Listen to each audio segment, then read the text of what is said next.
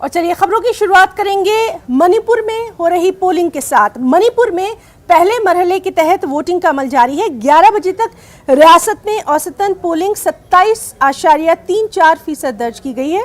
सबसे ज्यादा पोलिंग कांगपोकपी हल्के में सबसे ज्यादा 32.62% पोलिंग दर्ज की गई है।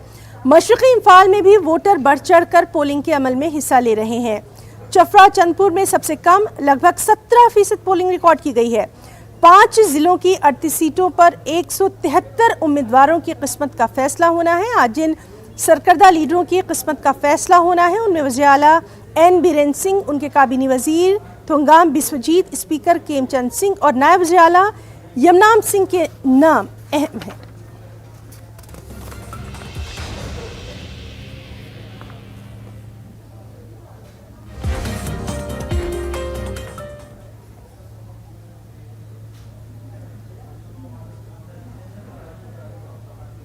और चलिए सीधे रुख करेंगे हमारे नुमाइंदे निलॉय भट्टाचार्य का। निलॉय, इस वक्त का आपसे अपडेट चाहेंगे पोलिंग का। क्या वहां पर अभी जो परसेंटेज है, पोलिंग परसेंटेज, उसके ताल्लुक से बताइए, साथ ही साथ सिक्योरिटी की सूरत हाल से भी वाकिफ करवाइए।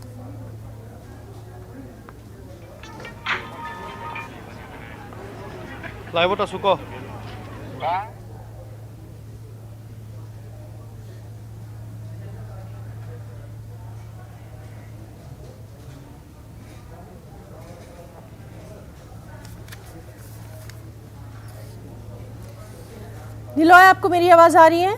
मुझे तो नाज़रीन, हेलो, हम बात करने की कोशिश कर रहे हैं हमारे नुमाइंदे निलॉय भट्टाचार्य से। निलॉय, इस वक्त का अपडेट चाहेंगे, पोलिंग का परसेंटेज कितना है?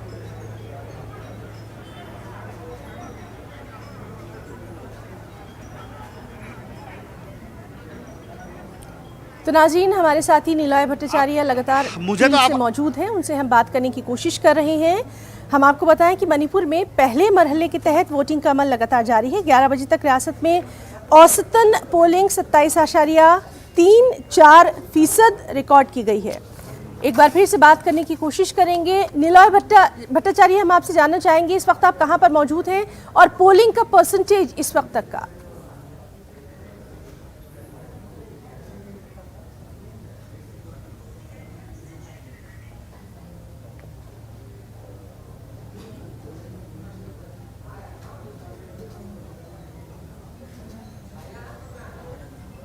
तो नाज़रीन, हम निलॉय से लगातार बात करने की कोशिश कर रहे हैं, राब्ता करने की कोशिश कर रहे हैं। आपको बता दें कि आज मणिपुर में पहले मरहले के तहत वोटिंग हो रही है। 11 बजे तक जो औसतन पोलिंग है वो 27.34% रिकॉर्ड की गई है। सबसे ज़्यादा पोलिंग कांगपोकपी हल्के में रिकॉर्ड की गई है। मशरक़ी इम्फाल में भी वोटर बढ़ चढ़ कर पोलिंग के अमल में हिस्सा ले रहे हैं।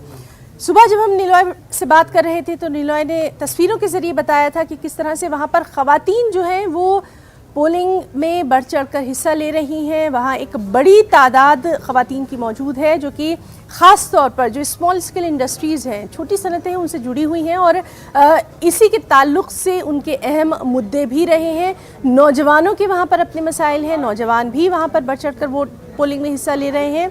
जिन अहम लीडरों की हम बात कर रहे हैं उनमें वज़ीर आला एन बीरेन सिंह, काबीनी वजीर थोंगाम बिस्वजीत, स्पीकर केमचंद सिंह, नायब वज़ीर आला यमनाम सिंह के नाम अहम हैं। इसी के ताल्लुक से लगातार हम बात करने की कोशिश कर रहे हैं। हमारे साथी निलॉय भट्टाचार्य वहाँ पर मौजूद है। निलॉय, इस वक्त का हम आपसे पोलिंग परसेंटेज जानना चाहेंगे। आप कहाँ पर मौजूद हैं ये भी बताइए और सिक्योरिटी की सूरत हाल।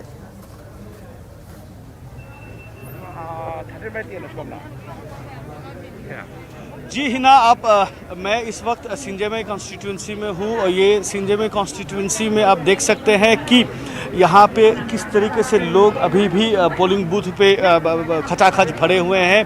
करीबन सुबह 7 बजे से अब 1 बज चुका है, दोपहर का वक्त है, लेकिन अभी भी अब जो पोलिंग बूथ है वो लोगों से खचाखच, वोटरों से खचाखच भरे हुए हैं। आप देख सकते हैं किस तरीके से ख़वातीन निकल के आए हैं, जो उनकी जो पारंपरिक पोशाक है, इन्ना भी फनेक और चंदन टीका लगा लगा के वो निकल के आते हैं। ये एक बहुत एक ऑस्पिशियस ओकेशन की तरह यहाँ के लोग लेते हैं। और जो यहाँ पे जो मतदान का जो अभी तक जो औसत है करीबन 30% मतदान अभी तक हो चुका है और बहुत ही उत्साहवर्धक है। जो नए वोटर्स है, जो न्यू वोटर्स है, फर्स्ट टाइम वोटर्स है, वो बड़े तादाद में निकल के आए हैं।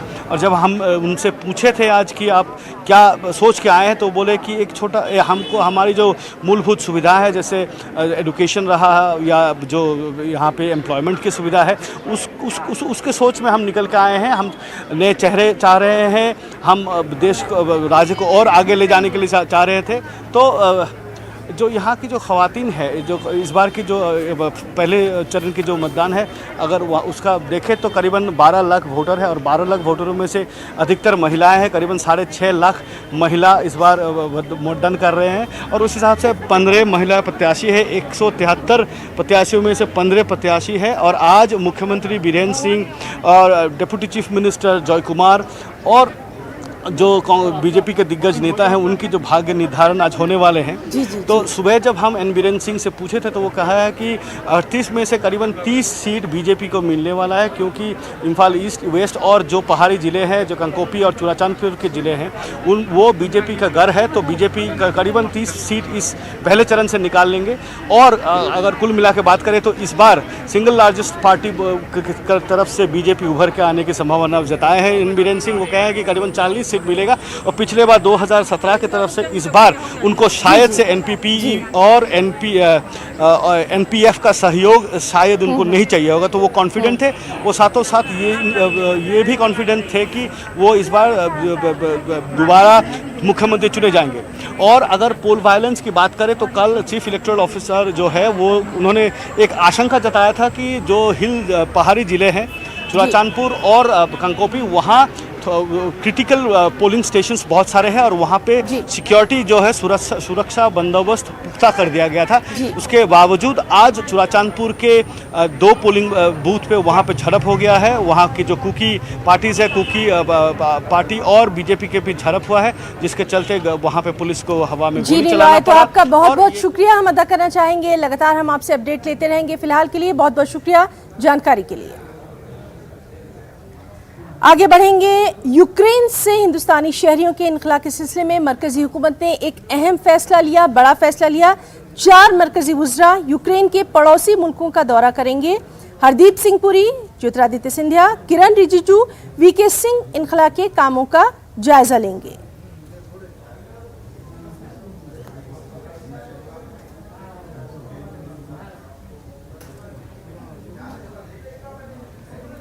और यूक्रेन से हिंदुस्तानी तलबा की वापसी का सिलसिला भी लगातार जारी है। यूक्रेन में मुकीम हजारों तलबा को हिंदुस्तान वापस लाया जा रहा है। रोमानिया और हंगरी के जरिए यूक्रेन में फंसे हिंदुस्तानी तलबा को मुल्क वापस लाया जा रहा है। 5वीं फ्लाइट के जरिए 249 तलबा को हिंदुस्तान लाया गया है। एक रोज कबल 3 तैयारों के जरिए 688 तलबा को वापस लाया गया था। हुकूमत ने इस बात का यकीन दिलाया है कि यूक्रेन में फंसे हिंदुस्तान के तमाम तलबा को बहिफाजत वापस लाने के लिए हर मुमकिना कोशिश की जाएगी।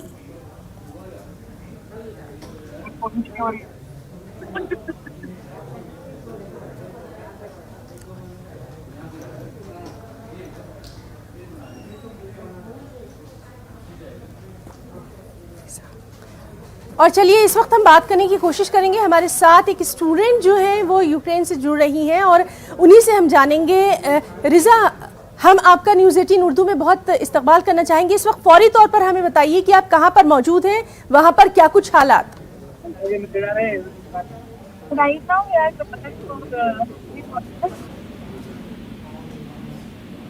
हेलो जी, आपकी आवाज आ रही है। आप कहां पर मौजूद हैं, वहां की सिचुएशन?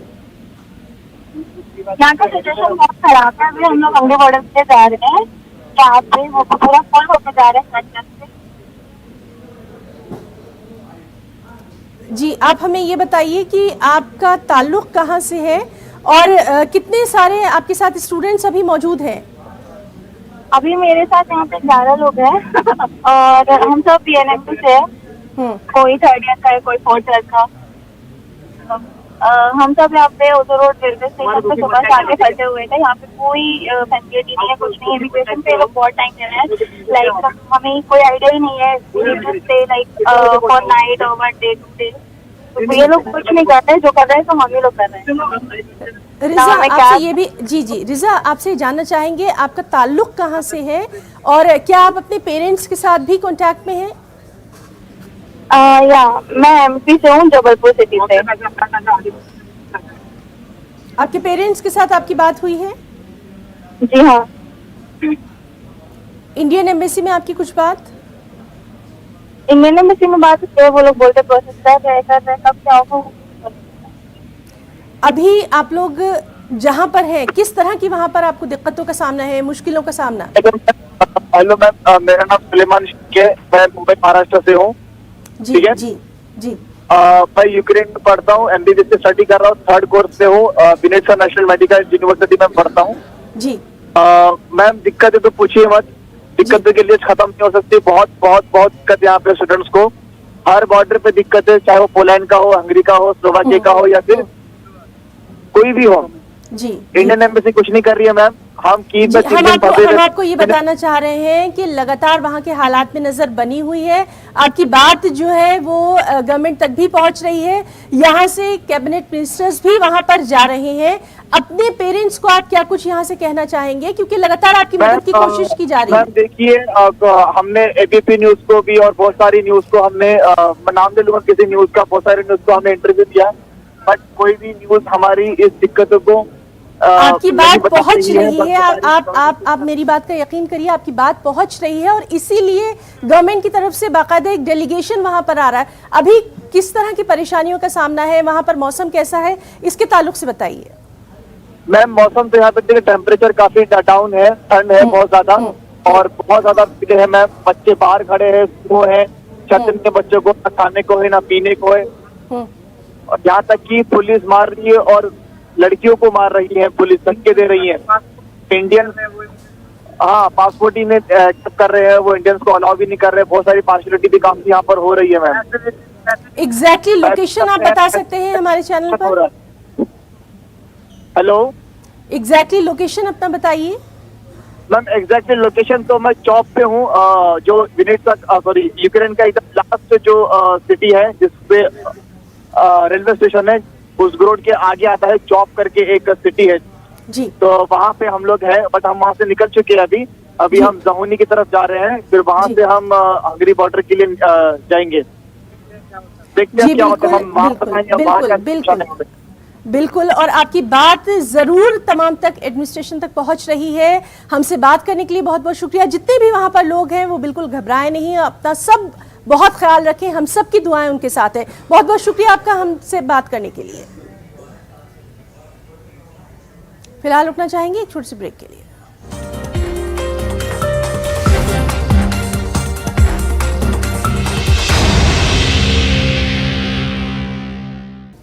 तो न्यूज़ रूम लाइव में खबरों के सिलसिले को आगे बढ़ाएंगे। नाज़रीन, आपको बताएं कि राहुल गांधी ने यूक्रेन में फंसे तलबा का एक वीडियो शेयर ट्विटर पर किया है। वीडियो में देखा जा सकता है कि हिंदुस्तानी तलबा के साथ कैसे मारपीट की जा रही है। राहुल गांधी ने लिखा कि हम अपनों को छोड़ नहीं सकते। राहुल गांधी ने यूक्रेन में फंसे तलबा और उनके वालिदैन के साथ हमदर्दी का इजहार किया और सरकार से मुतालबा किया कि हुकूमत इनखला के मंसूबे से वाकिफ करवाए।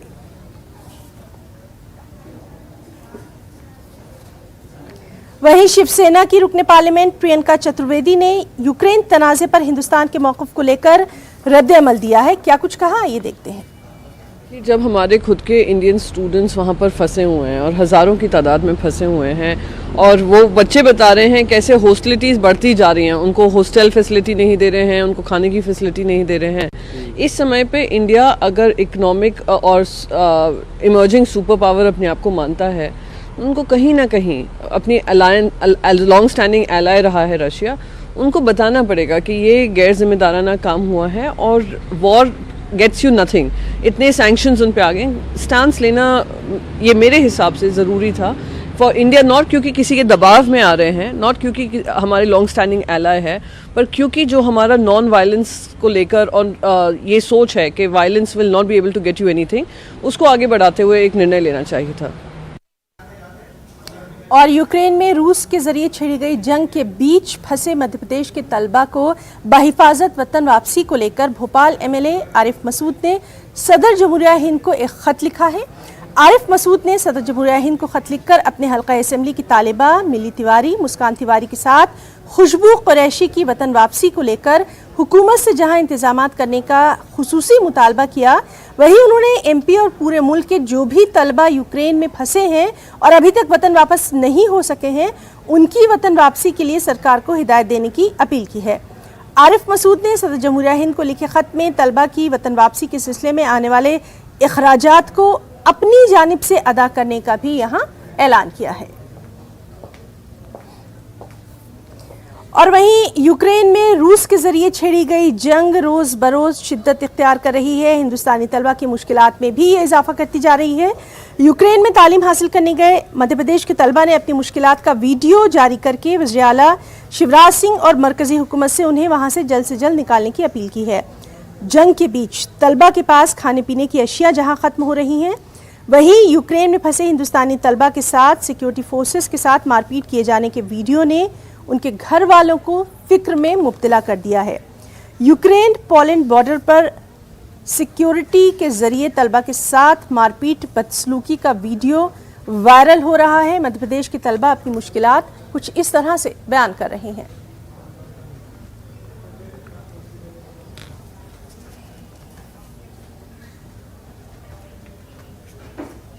शिवानी की माताजी और उनकी चाची जी से मेरी भेंट हुई और उन्हीं के माध्यम से फिर मैंने वीडियो कॉलिंग पर उन दोनों बेटियों से, शिवानी से भी और सची शर्मा, दोनों बेटियों से बात की। मैं समझता हूँ माताजी का भी थोड़ा मन हल्का हुआ होगा, क्योंकि उसके पहले उनको ये भ्रम था कि वो बंकर के अंदर फंसी हुई हैं और दिनचर्या से भी निवृत्त नहीं हो पा रही हैं। पर अभी जब बात हुई तो वो फ्लैट में थोड़े समय के लिए पहुंच गई हैं, थोड़े समय में पहुंच गई हैं, और अभी जब बात हुई तब वो फ्लैट में ही थी। निश्चित रूप से माननीय प्रधानमंत्री जी, माननीय मुख्यमंत्री जी लगातार संपर्क में हैं और चिंता कर रहे हैं सभी लोगों की। हमारे मध्य प्रदेश के 19 लोग अभी तक वापस आ चुके हैं, 7 लोग आज वापस और आ जाएंगे। ऑपरेशन गंगा के तहत भी कार्रवाई लगातार ऑपरेशन गंगा की जा रही है, और अभी जैसे बेटी शिवानी की और सची शर्मा की चाची जी और माताश्री से जो चर्चा हुई है, मैं अभी तत्काल विदेश मंत्रालय को भी इस बारे में, हमारे गृह विभाग मध्य प्रदेश को भी इस बारे में मैं एक्टिव कर रहा हूँ। ये जो बंकर आप देख रहे हैं, इसमें हम 3 दिन से रुके हुए हैं। ये पेरमो खार्किव में है और हमारे पास खाना भी इनफ नहीं है और हर 5 मिनट में बॉम्ब की आवाज आती है। सीएम साहब से रिक्वेस्ट है, प्लीज हमें यहाँ से निकालें। मेरा नाम अर्नव है। मैं अभी खार्किव में हूँ, जो बॉर्डर शेयर करता है रसिया से। यहाँ से 30 किलोमीटर दूरी में बॉर्डर है। मैं अभी बाहर आया हूँ सामान लेने के लिए, सामान, ग्रॉसरीज, खाना पीना, पानी। अब देख सकते हैं ये शॉप है। मैं सुबह 6 बजे से यहाँ पे लाइन में खड़ा हूँ, अभी तक एंट्री नहीं मिल रहा है। और मैं आपको दिखाना चाहता हूँ जो लाइन कितना दूरी तक है। ये आप जितना दूर तक देखो उतना ये लाइन दिखता रहेगा आपको। सो प्लीज़ रेस्क्यू अस। मैं आप लोग फ्रेंड का साथ हूँ, जो बहुत ठंड है। There's a lot of problem we are facing here. You can see there are a big line here, and like you can see our government is not doing right now something, but I hope our Prime Minister, our dear Prime Minister, they will help us and we will evacuate soon from here, and then और इस वक्त की एक बेहद अहम खबर आपको दे दें। 2008 मालेगांव बम धमाके के ताल्लुक से एक और गवाह का इनहराफ। गवाह ने अदालत में कर्नल पुरोहित को पहचानने से इनकार किया। आपको बताएं कि इस मामले में 226 गवाहों का बयान रिकॉर्ड किया गया था, इनमें से 18 गवाह मुनहरिफ हो गए हैं। तो अहम खबर 2008 मालेगांव बम धमाके के ताल्लुक से एक और गवाह का इनहराफ। गवाह ने अदालत में कर्नल पुरोहित को पहचानने से इनकार किया। 226 गवाहों का बयान रिकॉर्ड किया गया था, 18 गवाह अभी तक मुनहरिफ हो चुके हैं।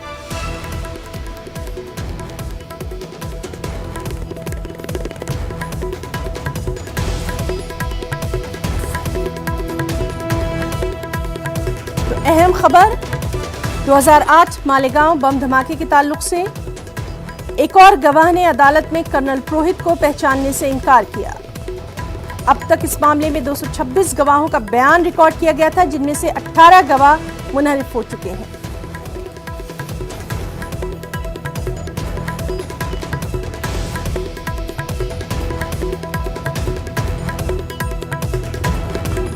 अहम खबर 2008 मालेगांव बम धमाका मामले से जुड़ी हुई।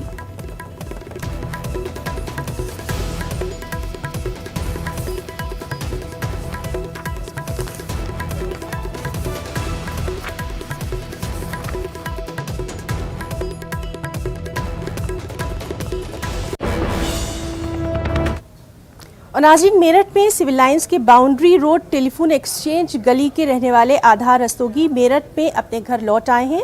आधार यूक्रेन से हिंदुस्तान आने वाली आखिरी फ्लाइट से अपने मुल्क पहुंच गए, लेकिन आधार का कहना है कि बड़ी तादाद में हिंदुस्तानी तलबा वहां फंसे हुए हैं। आधार रस्तोगी इवानो फ्रेंस्की ओब्लास्ट यूनिवर्सिटी में पहले साल के तालिब इल्म हैं। मैं यूक्रेन गया था मेडिकल की पढ़ाई करने के लिए। मैं गया था यहाँ से 2 दिसंबर को 2021 को, और मैं आया यहाँ 24 फेब 2022। अच्छा, क्या स्थिति थी वहाँ पे, क्या देखा था आपने? जैसे मेरी फ्लाइट थी 23 की इवनिंग की, तो वहाँ पे तब तक कुछ नहीं था, क्योंकि वानो पूरा वेस्टर्न साइड में आता है और अटैक जैसे स्टार्ट होते वो ईस्टर्न साइड में थे, तो वहाँ पे कुछ नहीं था। कीव की तरफ आना तब शुरू हुआ जब मेरी फ्लाइट वहाँ से डिपार्ट हो गई। कौन सी क्लास के अंदर आपने? मेरा फर्स्ट ईयर मेडिकल कोर्स था, फर्स्ट ईयर में हूँ मैं मेडिकल कोर्स से, MBBS। World Memon Organisation Ukraine में फंसे तलबा को वतन वापसी में हर मुमकिना मदद फराहम करेगी, उन्हें जहाज का टिकट, सफर का खर्च देगी। और इस तरह का ऐलान मुंब्रा में एक प्रोग्राम के दौरान मेमन जमात के सदर इकबाल मेमन ऑफिसर ने किया। उन्होंने कहा कि जमात ने हेल्पलाइन नंबर और ईमेल एड्रेस भी जारी कर दिया है और अब तक कई तालिब इल्म उनके राब्ते में आ चुके हैं। तो ऑल इंडिया मेमन जमात फेडरेशन कोई भी लड़का बच्चा अगर आना चाहता है तो उसकी रिटर्न टिकट, आने की टिकट ऑल इंडिया मेमन जमात फेडरेशन मुहैया करेगी, उसको सेव लेकर के आएगी।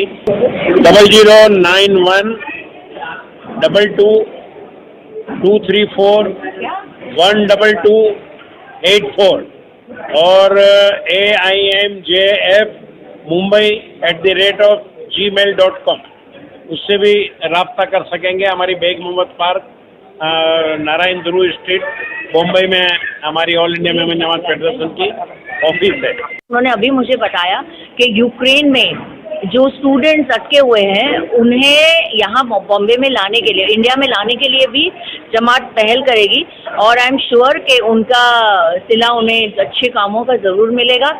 और ये इकबाल मेमन ऑफिसर साहब है और मैं उनकी बहुत बहुत शुक्रगुजार हूँ कि उन्होंने हमारे शहर के लिए कुछ सोचा है। मालेगांव शहर की लश्कर वाली ईदगाह, जहां पर लाखों लोग ईदेन की नमाज अदा करते हैं, ईदगाह मैदान को लेकर पिछले चंद दिनों से मालेगांव शहर का माहौल गर्म है। ईदगाह मैदान के आसपास रियासती वजीर दादा भोसे की कोशिशों से जॉगिंग ट्रैक की तामीर हो चुकी है। शहर की मिली तंजीम इस पर एतराज़ कर रही है। ईदगाह बचाओ कमेटी बनाई गई है। इस ईदगाह बचाओ कमेटी ने एडिशनल कलेक्टर के दफ्तर के सामने ईदगाह पर जॉगिंग ट्रैक की तामीर के खिलाफ एहतजाजी मुजाहरा किया है।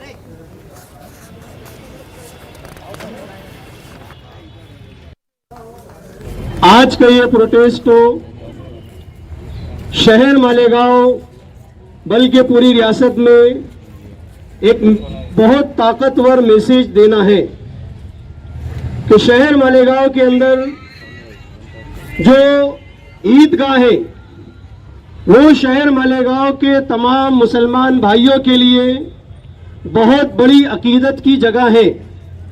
शहर में 8-10 छोटी छोटी ईदगाह होने के बावजूद पूरा शहर ईदैन की नमाज पढ़ने के लिए, दोनों ईद की नमाज पढ़ने के लिए लश्कर वाली ईदगाह को अहमियत देते हैं। पर शहर मालेगांव की लश्कर वाली ईदगाह को ईद की नमाज के लिए मुकम्मल तौर पर पूरी जगह को जो है तो आप मंजूर कराएं और वहां पर जो जॉगिंग ट्रैक बनाया जा रहा है वो जॉगिंग ट्रैक एक नफरत की सियासत का मोहरा है, शहर को नफरत के माहौल में तब्दील करने की एक साजिश है। इसलिए जॉगिंग ट्रैक के फैसले को वहां से वापस लिया जाए। तो न्यूज़ रूम लाइव में आज के लिए फिलहाल इतना ही। हमारी पूरी टीम को दें इजाजत। आदाब।